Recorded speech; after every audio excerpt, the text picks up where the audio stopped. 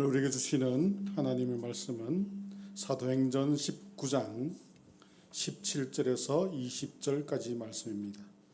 사도행전 19장 17절에서 20절까지 말씀, 저와 여러분들이 한 절씩 교독하겠습니다. 에베소에 사는 유대인들과 헬라인들이 다 이 일을 알고 두려워하며 주 예수의 이름을 높이고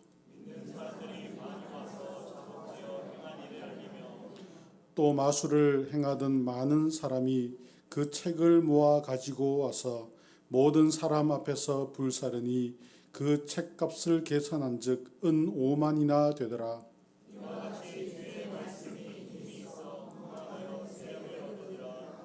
아멘. 어떤 교회에서 주일학교 성경 공부 시간이었습니다. 이제 예배를 마치고 반별로 성경 공부를 딱 하고 있는데 선생님께서 이렇게 성경 공부를 딱 진행하는데 학생들이 계속 떠드는 거예요. 계속 떠들고 잡담하고 막 그래요. 그래서 선생님께서 이렇게 조용해라, 조용해라, 조용해라. 그래도 조용을 안 하고 계속 떠드는 겁니다. 그래서 선생님께서 큰 소리로 말했어요. 다시 한 번만 더 떠들면 모두 다 밖으로 다 내보낼 거야. 애들이 막 박수치면서 좋아했던 거예요. 이 학생들은 유익한 줄은 알지만은, 그래도 유익한 줄은 알지만은 성경 공부 시간이 재미는 없는 거예요. 뭐 성인들도 뭐 비슷한 것 같아요. 성경 공부 시간이 재밌다 이런 사람들이 뭐 가끔가다 있긴 한데 잘 없는 것 같아요. 여러분들은 성경 공부 시간이 재밌습니까? 예, 아유. 예. 바울이 3차 전도 여행을 중에서 이제 에베소를 다시 방문하게 되었습니다. 에베소에 가서 약 3개월 정도 회당, 이제 유대인의 회당에서 말씀을 전했어요. 그리고 이제 자리를 옮겨서 두란노 서원이라는 곳이 있어요.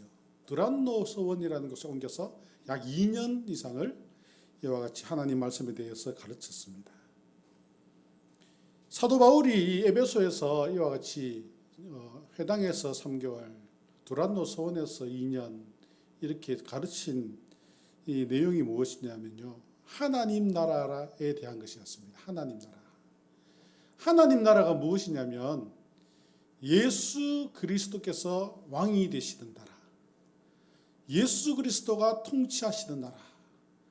그러니까 예수 그리스도가 통치하시는 나라의 그 백성들은 어떠한가? 그 백성들은 어떠한 삶을 살아가게 되며 그 백성들이 어떠한 모습으로 살아가게 되어야 되는가? 그것을 말씀을 가르쳤습니다. 이렇게 이제 하나님 나라에 대해서 이렇게 가르치니까 그 말씀을 잘 듣는 사람도 있고 말씀을 이렇게 근성근성 듣는 사람도 있고 그렇잖아요. 잘 안 듣는 사람들도 있다라는 거죠. 그런데 그 말씀의 중심이 무엇이냐? 바로 예수 그리스도가 왕이 되시는 나라.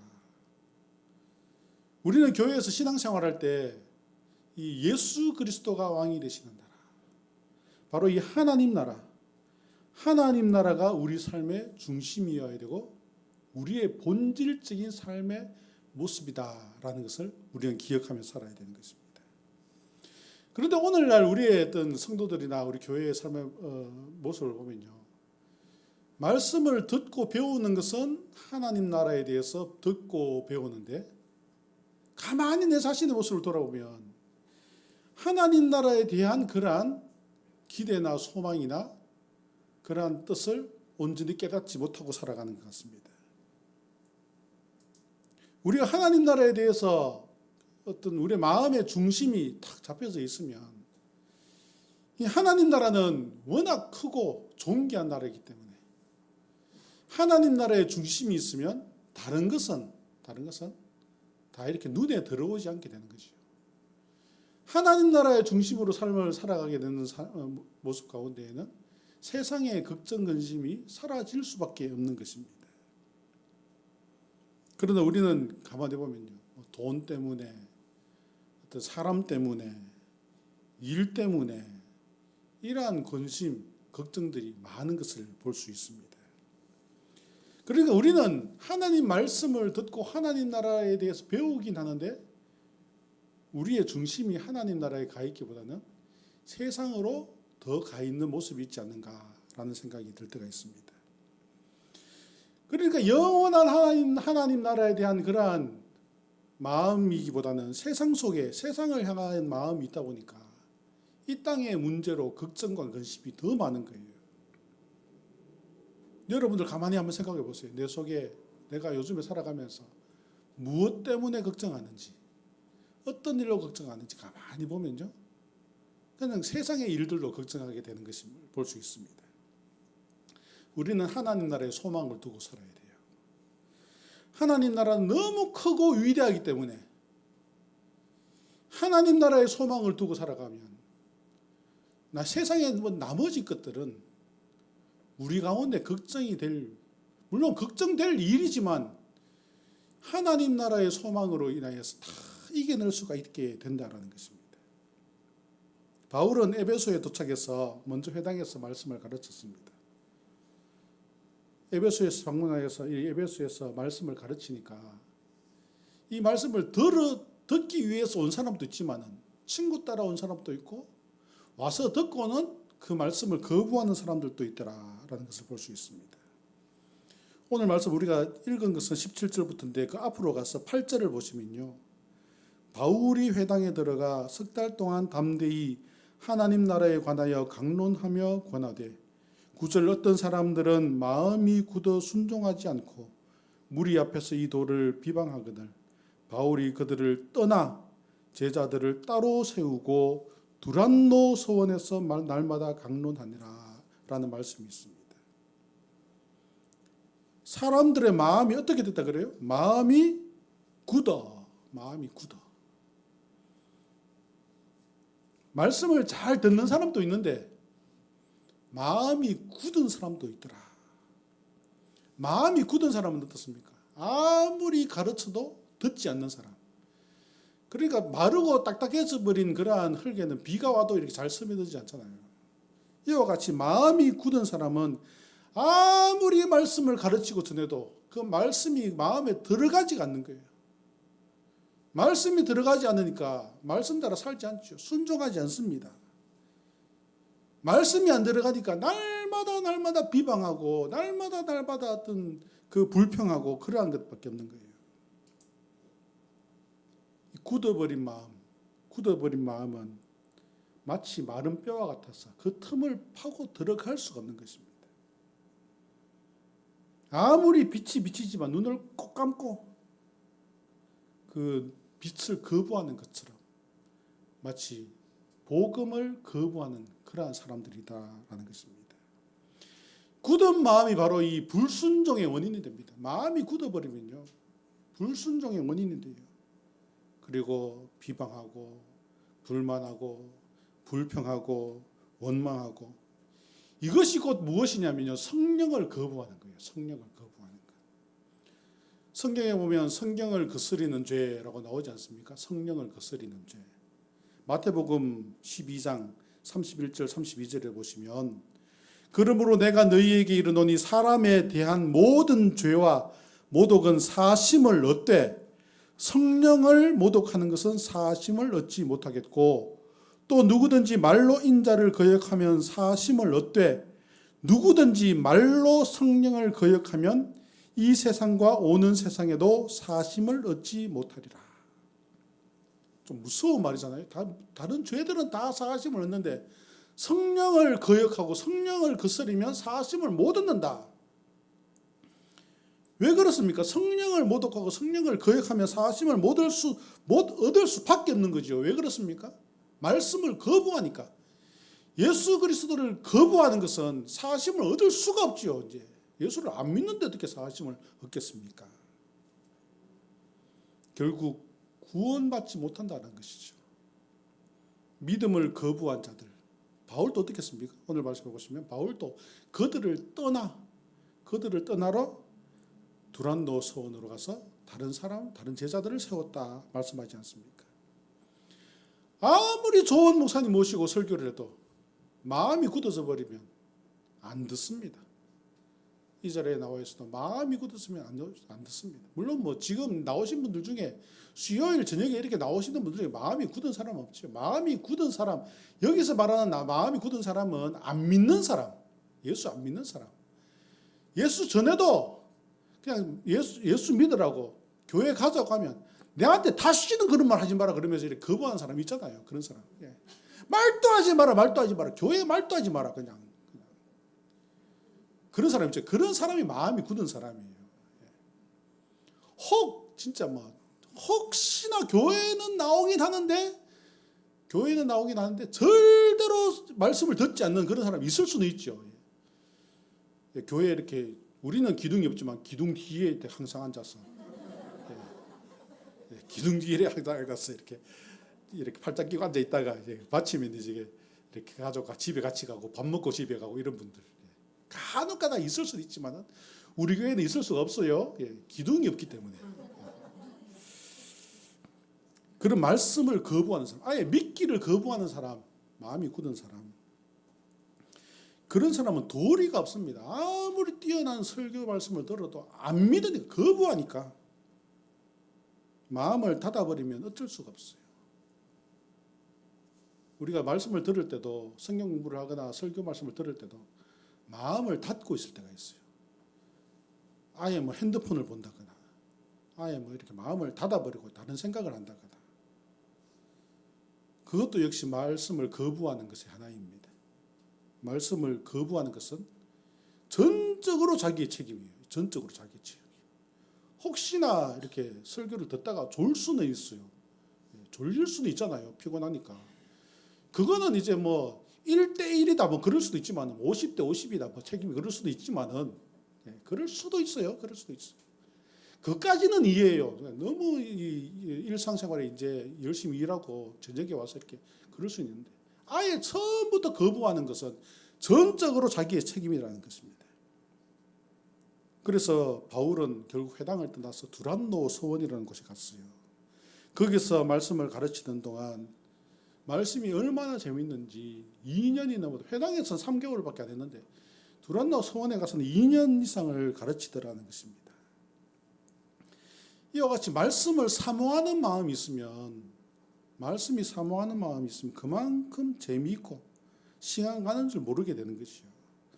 우리나라가 다른 나라는요, 제가 서양의 다른 나라들 보면 교회에 주일날 한 번 갑니다.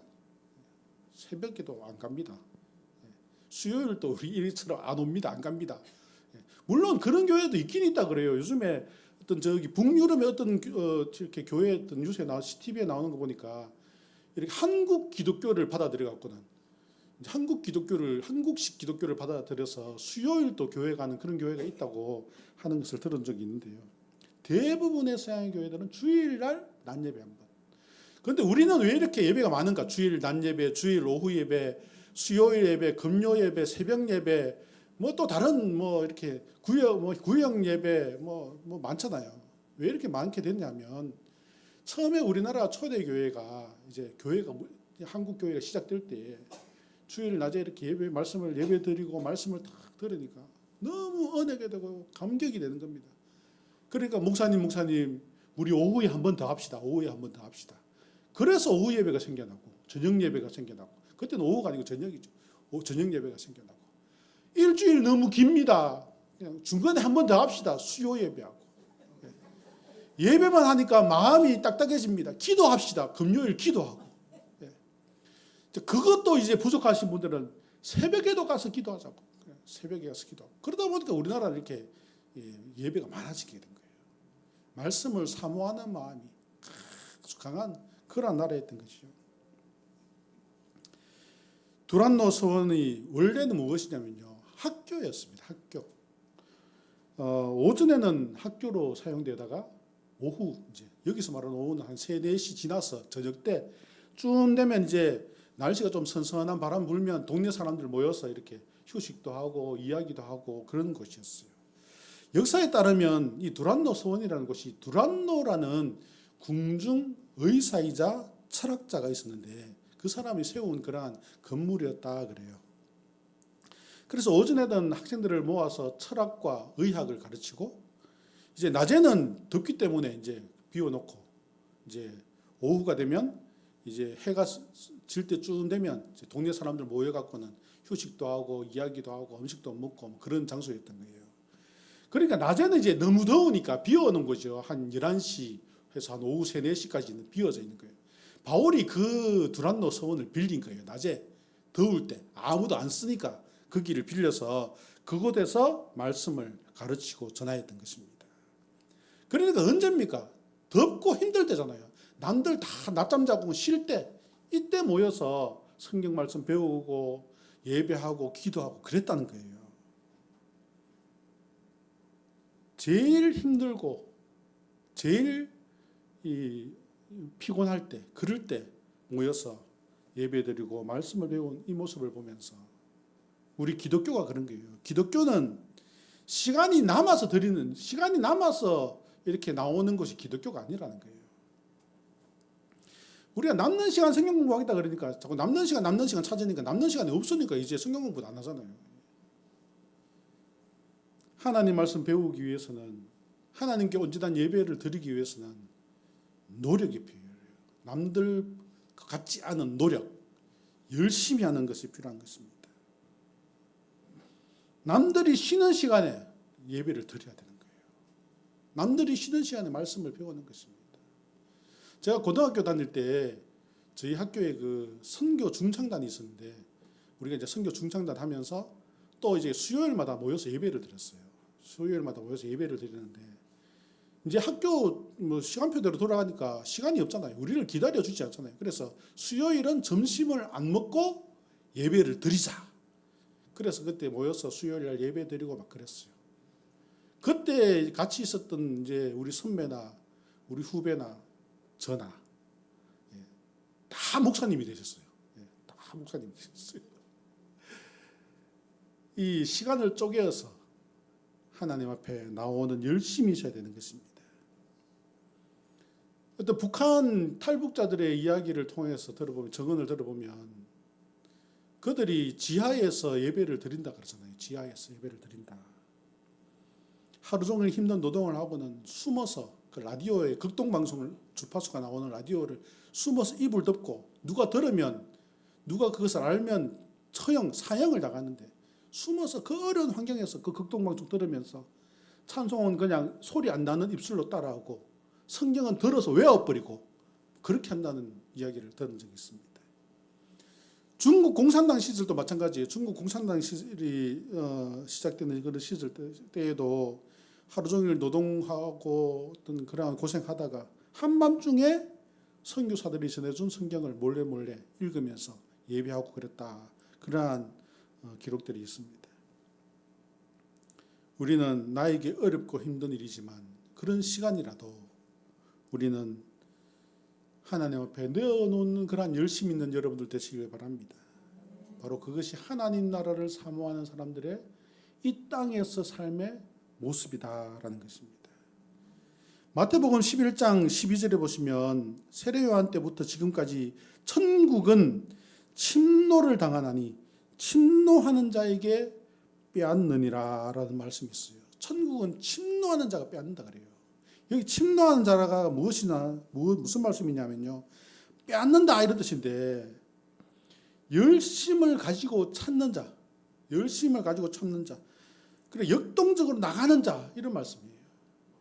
천국은 열심을 가지고 나가서 그것을 빼앗듯이 나가는 자에게 주어지는 것이다. 그런 말씀을 하고 있습니다. 오늘날 우리의 모습을 한번 돌아보면서 우리는 하나님 말씀을 듣고 배우는데 얼만큼의 열심이 있는가 내 스스로를 돌아보는 여러분들 되시길 바랍니다. 오늘 말씀에 18절에서 19절을 보시면 믿는 사람들이 와서 자복하여 행한 일을 알리며 또 마술을 행하던 많은 사람이 그 책을 모아가지고 와서 모든 사람 앞에서 불사를 하니 그 책값을 계산한 적 은 5만이나 되더라 라고 말씀하고 있습니다. 이와 같이 열심을 가지고 그 더운 시간에 남들 쉬는 시간에 나와서 말씀 듣고 사모하니까 어떻게 됐냐면요. 그들이 자복하여 행한 일을 알리더라라는 거예요. 자복한다는 말은 무엇입니까? 자신의 죄를 고백하고 회개한다. 자신이 듣고 깨달은 것, 자기의 잘못에 대해서 먼저 회개하고 고백하더라는 것입니다. 신앙생활은 자기의 죄를 깨닫고 회개하고 고백하는 것으로 시작하게 되는 것입니다. 예수 믿는 것은 나 예수님 믿어서 천국 갑니다. 이 믿음도 중요하지만 그것보다 먼저 더 중요한 것이 무엇이냐면요. 먼저 내 죄를 깨닫는 거예요. 내 죄를 깨닫는 것에서부터 신앙이 시작되어지는 것입니다. 죄를 고백하고 나아가는 것, 그것이 신앙이에요. 아무리 교회를 오래 다녀도 어떤 직분을 받았다 하더라도 우리는 믿음이 크냐 작으냐 그것을 따지기보다 내 안에 성령으로 인하여서 내 죄가 깨달아지고 자복하는 나아가는 모습이 있어야 되는 것입니다. 말씀과 성령이 들어가면 첫 번째 변화가 무엇이냐면 자기의 죄를 깨닫게 되고, 자기의 죄를 깨달으면서 회개하며 나갈 때 어떤 마음이 드냐면요, 내보다 더 낮은 사람이 없고 내보다 더 죄악된 사람이 없다, 이것이 깨달아지는 거예요. 말씀과 성령이 나에게 역사하시면 내가 가장 낮은 자고 내가 가장 부족한 자다, 이것이 깨달아지는 거예요. 바울은 디모데전서 1장 14절 15절을 통하여서 우리에게 말씀하실 때 우리 주의 은혜가 그리스도 예수 안에 있는 믿음과 사랑과 함께 넘치도록 풍성하였도다. 빛보다 모든 사람이 받을 만한 이 말이여, 그리스도 예수께서 죄인을 구하시려고 세상에 임하셨다 하였도다. 죄인 중에 내가 괴순이라. 사도 바울이 자기가 예수를 만난 이후에 고백하는 것이 무엇입니까? 죄인 중에 내가 괴수더라. 내가 죄인 중에 1등이더라. 그것을 깨닫게 되었다는 거예요. 우리는 자기를 의롭게 하는 자, 자기를 의롭게 하는 것은 성령의 은혜가 모습이 아닌 것입니다. 내 죄가 깨달아지는 것이 온전한 성령의 은혜인 것을 깨닫고 우리는 우리의 죄를 고백하며 자복하며 나아가는 모습이 있어야 되겠습니다. 오늘 말씀을 보면 그리고 그들이 무엇을 했습니까? 마술책들을 가지고 와서 불태우더라. 마술책.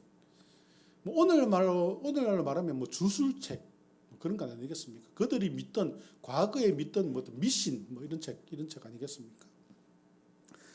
그들이 당시에 아주 중요하게 생각했던 그것들을 다 가지고 나와서 어떻게 했습니까? 불태워서 없애더라. 다 내려놓더라는 게, 다 내려놓더라. 오늘날로 말하면 예수 믿는 것에 대해서, 예수 믿음으로 인해서 이제 더 이상 필요 없는 것, 예수 믿으니까 더 이상 필요 없는 것, 그것을 다 가지고 나왔다는 거예요. 하나님 보시기에 좋지 않은 것 다 가지고 나와서 불태워서 없애더라. 술 마시고 담배 피고 노름하고 바람 피우고 다른 사람 돈 가지고 사기치고 다른 사람을 힘들게 하고 욕하고 비난하고 그 모든 것, 하나님께서 싫어하시는 그 모든 것 다 가지고 나와서 다 불태우더라. 그들의 삶이 변하게 되더라라는 것을 볼 수 있습니다. 말씀이 제대로 들어가면요, 사람이 변하게 됩니다. 은혜 받으면 사람이 변하게 되는 거예요. 우리가 예수 믿으면 우리의 모습이 변해야 되는 것입니다. 우리 이전에 살았던 세상의 모습들 그것 가지고 사는 것이 아니라, 세상의 근심 걱정 그것 가지고 사는 것이 아니라, 예수 믿고 말씀과 은혜가 나에게 들어오면 내 삶이 변하는데 어떻게 변합니까? 예수님께서 좋아하시는 모습, 하나님께서 좋아하시는 모습으로 바뀌게 되는 거예요. 아무리 무뚝뚝하고 사나이 중에 사나이라도 사랑을 하게 되면 어떻게 됩니까? 바뀌어요. 그냥 아침에 일어나서 머리 그냥 물 묻히고 탁탁 털고 그냥 나가던 사람도 사랑하는 사람이 생기면 거울 쳐다보는 거예요. 거울 쳐다보고. 상품 선물 같은 거 파는데 기웃기웃하고, 그러면서 사람이 변하게 되는 거예요. 평소 때는 무뚝뚝하고 말도 안 하고 얼굴에 항상 인상만 쓰고 있다가도 사랑하는 사람이 생기면 웃을 줄도 알게 되고 부끄러울 줄도 알게 되는 그런 모습을 볼 수 있잖아요. 그러는 것이에요. 복음이 들어가게 되면 사람이 변하는 것입니다. 사람이 변해야 돼요. 그것이 삶의 그것이 예수 믿는 사람의 증거의 모습인 것입니다. 우리는 예수 믿음으로써 우리 앞에 있는 모든 부정한 것은 다 불살을 다 태워버리고 거룩한 모습으로 나아가는 성도들 되시길 간절히 바랍니다. 그래서 20절 말씀해 보시면 이와 같이 말씀하십니다. 이와 같이 주의 말씀이 힘이 있어 흥왕하여 세력을 얻으니라. 주의 말씀은 힘이 있어 흥왕하여 세력을 얻는다 말씀하고 있습니다. 결국 복음이 전파되어진 에베소는 어떻게 되었겠습니까? 큰 소동이 났어요. 큰 소동이 났어요. 난리가 났어요. 그것이 뭐 좋은 난리가 아니라 그냥 예수 믿는 사람들이 이제 막 늘어나게 되고 예수 믿는 사람들이 일어나게 되고 예수 믿는 사람의 삶의 모습이 변하게 되고 그러니까 죄와 사탄들이 어떻게 하겠습니까? 그것 보고 가만히 있겠습니까? 그것 보고 소동을 일으키는 거예요. 소동을 일으키고 바울을 옥에 가두고 이와 같이 복음이 전파되어지게 되면 세상은 소동이 일어나게 되는 거예요. 그러나 결국 어떻게 된다고요? 결국 우리는 승리하게 된다. 흥왕하여 세력을 얻게 된다. 예수 믿으면 주변 사람들은 난리를 칩니다. 우리 교회 지으니까요. 교회 앞에 와서 뭐 이렇게 그만하라 이렇게 그도 이렇게 했어요. 다른 사람들은 다른 사람 데모하면 그만하라 하는데 여기 와서 교회 앞에 사는 사람은 그만하라 이렇게 몇 번 하다가 그냥 확 뭐라 그러니까 그냥 집에 가쁘더라고요. 소동이 일어나는 거예요. 우리 교회 지으니까 교회 전화 와갖고요. 뭐 아침부터 뭐 시끄럽냐 뭐냐 막 그래요. 그래서 제가 그랬어요. 그냥 공사가 소리 안 나는 공사가 어디 있냐고 그냥. 공사가 다 소리 나지 그래. 전화 안 하더라고요. 소동이 일어납니다. 사탄이 뛰고 난리를 칩니다. 만약에 어떤 그 무당들이 있는 그 중간에 가서 교회 짓는다 그래 보세요. 난리가 납니다. 그러나 결국은 어떻게 됩니까? 결국은 그들은 물러나고 예수 그리스도가 승리하여 흥왕하게 되고 세력이 늘어나게 된다는 것입니다. 우리는 이 믿음 가지고 복음으로 세상을 이기며 나가야 되겠습니다. 주의 말씀을 배우기 힘써야 되겠어요. 우리가 더 배우기 힘쓰고 더 나에게 말씀이 깊이 새겨져서 내가 하나님 나라의 거룩한 백성으로서 세상의 걱정과 근심에 휘둘리지 말고 하나님 나라 소망 가지고 다 이겨내면서 나가는 자 되어서 하나님의 나라를 찾아가는 그러한 온전한 모습을 가진 우리 모든 복음에 승리하는 성도들과 교회 되시기를 주님의 이름으로 축원합니다. 기도하겠습니다. 고마우신 하나님, 오늘도 귀한 말씀으로 우리에게 전하여 주시고 또 하나님 앞에 나와서 예배하며 기도할 수 있게 하시니 감사합니다. 주의 말씀만이 영원히 살아있고 역사하시며 우리의 삶의 소망이 되는 것을 깨달아 우리가 말씀 붙잡고 나아갈 때 모든 것 승리하는 성도들 되게 하여 주시옵소서. 예수님의 이름으로 기도드립니다. 아멘.